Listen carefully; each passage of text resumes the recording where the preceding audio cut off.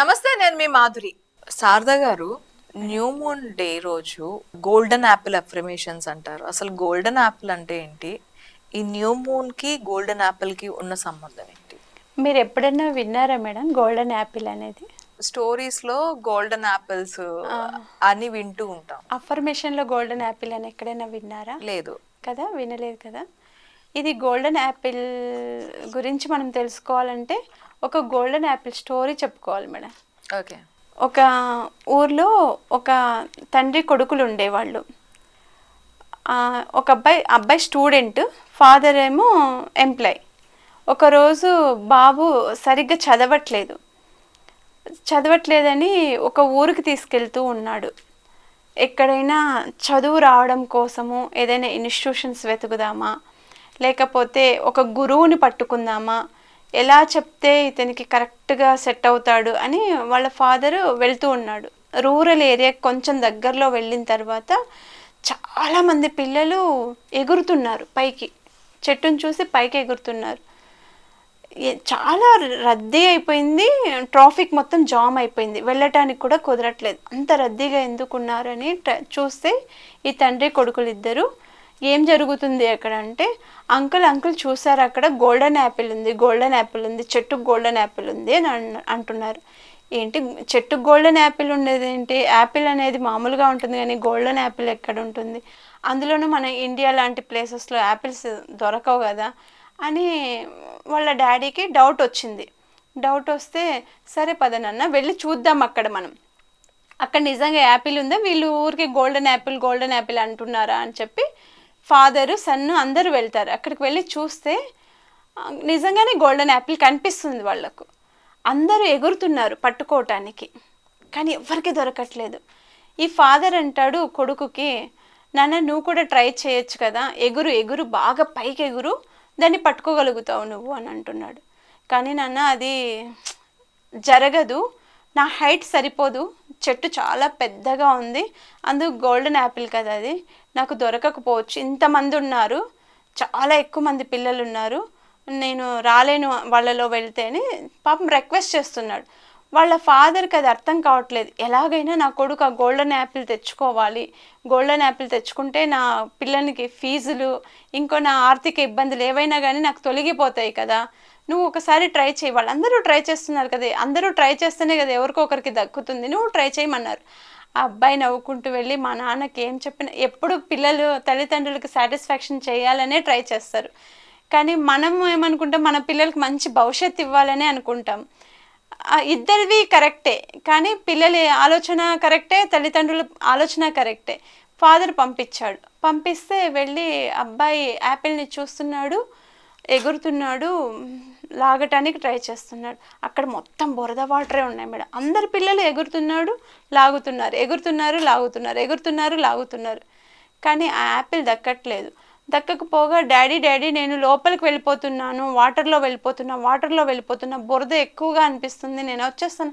లేదు నువ్వు రాకూడదు, ఇంకా ట్రై చేయి, ఇంకా ఎగురు అని పుష్ చేస్తున్నాడు వాళ్ళ ఫాదరు. ఆ పుష్ చేసే ప్రయత్నంలో ఆ నీళ్ళు అనేది అది ఒక లోయలాగా ఏర్పడి ఎగిరి భూమి లోపల హోల్ అయిపోయి బాబు లోపల హోల్లో పడిపోయాడు.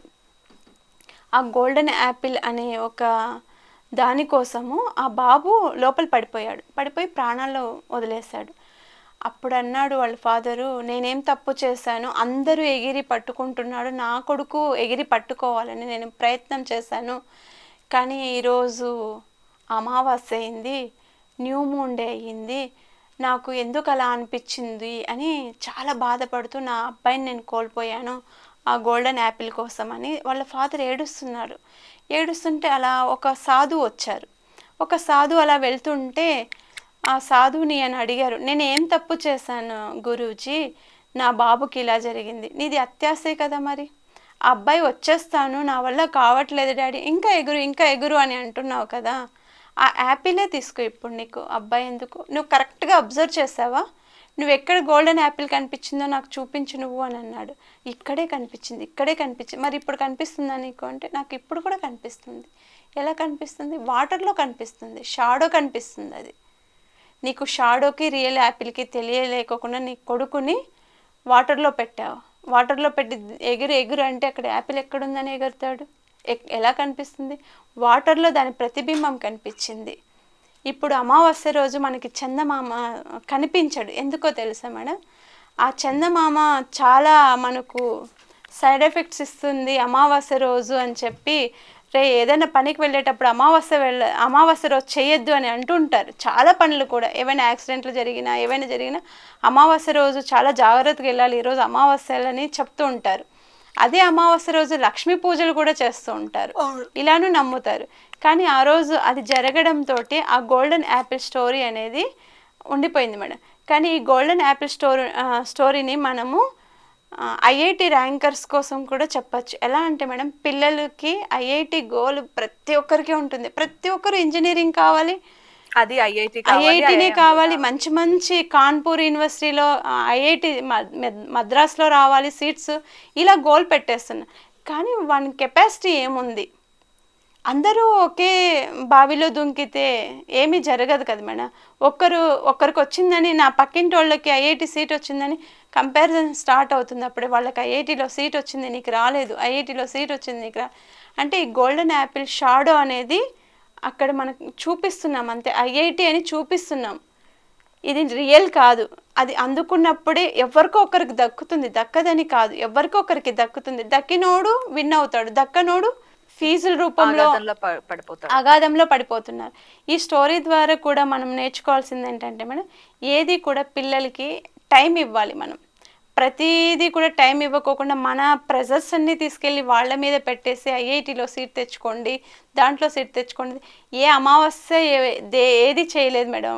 వాళ్ళ మైండ్ సెట్టే చేస్తుంది. వాళ్ళ థింకింగ్ కాన్సెప్ట్ ఏదైతే ఉందో అది రాంగ్ ఉంది. దీనికి మనకి న్యూ మూన్కి ఏమన్నా సంబంధం ఉందా మేడం? న్యూ మూన్ చెడ్డది కాదు, హాఫ్ మూన్ చెడ్డది కాదు, నో మూన్ నైట్ కూడా చెడ్డది కాదు, ఏ నైట్ చెడ్డది కాదు, ఏ డేను చెడ్డది కాదు మేడం. మనం ఆలోచన చేసే విధానం అనేది రాంగ్ ఉంటుంది అక్కడ. దీని మీద డిపెండ్ అయి ఉంటుందని మనం అనుకుంటూ ఉంటాం.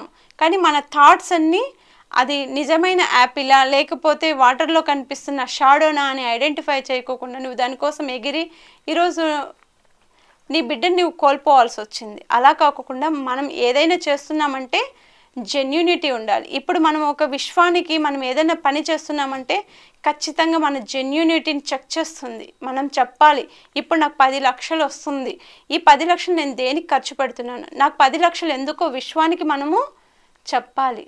ఇప్పుడు చిత్రగుప్తుడు ఉంటాడు, ప్రతిదీ పాపం చేసిన ప్రతిదానికి లెక్క రాసి మనకు యమధర్మరాజుకి అప్పగిస్తూ ఉంటారంట. అలానే మనం డబ్బు అనేది ఎలా సంపాదిస్తున్నాం, మంచి మార్గానిక చెడ్డ మార్గానిక, దాన్ని ఎలా యూస్ చేస్తున్నాం, దాన్ని యూస్ చేసి మనం ఏ రకంగా సంపాదించాలనుకుంటున్నాం, సంపాదించిన దాంట్లో నువ్వేం చేయాలనుకుంటున్నావు అని మనల్ని క్వశ్చన్ చేస్తుందంట మేడం. విశ్వం కూడా ఇచ్చేటప్పుడు ప్రతిదీ క్వశ్చన్ చేసే ఇస్తుంది. దానికి కరెక్ట్గా ఉంది, జెన్యూన్గా ఉంది, ఇతను చెప్తున్నది కరెక్ట్ అనిపించింది అనుకోండి, మీరు అడిగిన దానికంటే ఎక్కువ ఇచ్చేస్తుంది. ఒకవేళ అలా వచ్చిందనుకోండి, మీకు డబ్బు రానియండి, ఎడ్యుకేషన్ దాంట్లో నుంచి వచ్చిన దాంట్లో నుంచి ఒక 5% తీసి మీరు మూగ ప్రాణులకి, ఒక 2% మీ పేరెంట్స్కి, మనం ఇంతకాలం కష్టపడతాం, మన పేరెంట్స్ కూడా మనము హ్యాపీగా ఉంచాలి కాబట్టి, మనల్ని కన్నారు కాబట్టి వాళ్లకు, లేకపోతే ఏవైనా చారిటీకి, నీడెడ్ పీపుల్ ఎవరైనా ఉంటారో వాళ్లకు 2% ఇలా ఇవ్వాలి మేడం. ఇస్తే కనుక మనకి అన్ని రోజులు కూడా మనకి న్యూ మూన్ లాగే ఉంటుంది మేడం. Okay, thank you.